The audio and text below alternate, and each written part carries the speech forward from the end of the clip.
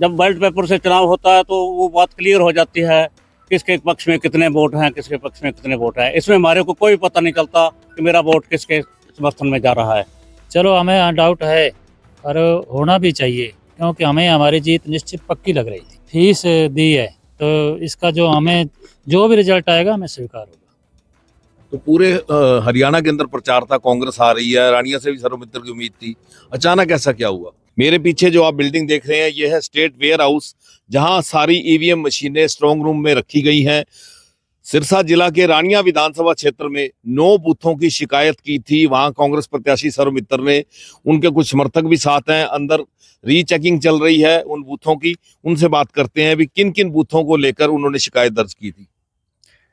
हाँ जी सर, हरियाणा अपना रानिया हल्के से सर्वमित्र कंबोज ने जो शिकायत की वह 9 बूथों की उसकी दोबारा से गिनती हो रही है।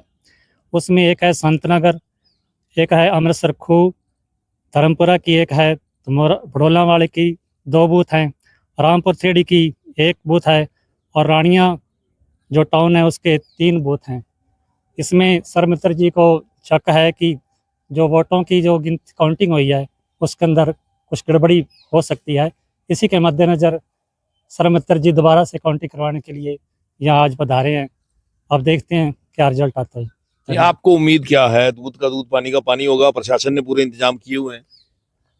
हाँ जी, हमें उम्मीद है कि अब इसका कुछ ना कुछ इसका रिजल्ट निकलना चाहिए, हम ताकि हमारा जो शक है वो हमारा शक दूर हो सके। तो इन 9 बूथों में अगर कोई गड़बड़ मिलती है तो फिर पूरे इलेक्शन को चैलेंज करेंगे? हाँ जी, ये तो है ही।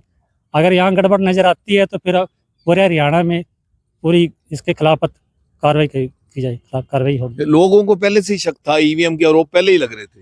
ये तो देखो, पब्लिक तो बहुत लंबे समय से इस बात को कह रही है कि हमारा जो चुनाव है वो बैलेट पेपर के माध्यम से हो, इन मशीनों के साथ ना हो। पहले भी कई जगह ऐसी शिकायतें आई हैं कि ईवीएम में गड़बड़ी पाई जाती है, इसलिए हम इससे संतुष्ट नहीं हैं। जब बैलेट पेपर से चुनाव होता है तो वो बात क्लियर हो जाती है किसके पक्ष में कितने वोट हैं, किसके पक्ष में कितने वोट हैं। इसमें हमारे को कोई पता नहीं चलता कि मेरा वोट किसके समर्थन में जा रहा है। मेरे साथ सर्वमित्र के जो रियल ब्रदर हैं सुभाष चंद्र मोहिद्दीन से, वो भी है। तो जी क्या कहना है आपका आज की शिकायत को लेकर? शिकायत को हमने जायज की है जी, हमारे छोटे भरा सर्वमित्र ने जी। इसलिए चुनाव योग का हम धन्यवाद करते हैं जी, उन्होंने हमारी स्वीकार की है।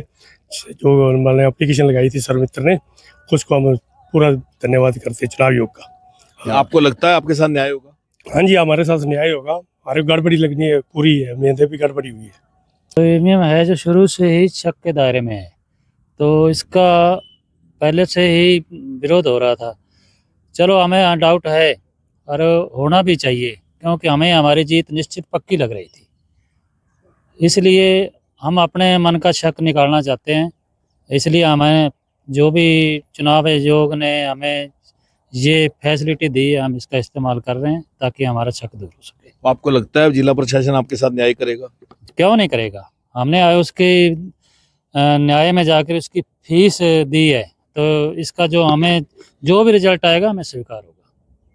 तो पूरे हरियाणा के अंदर प्रचार था, कांग्रेस आ रही है, रानिया से भी सर्वमित्र की उम्मीद थी, अचानक ऐसा क्या हुआ?